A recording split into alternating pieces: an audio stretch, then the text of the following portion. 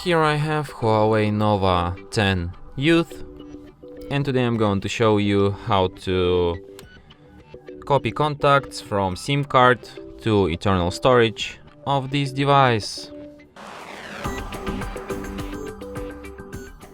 So to do this, firstly you have to open Contacts application,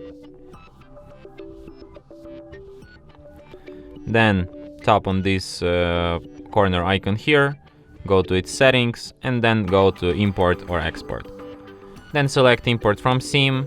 Here you can select which contacts you want to transfer, then tap import phone, and now you will have these contacts not only like on your SIM card but also on your device.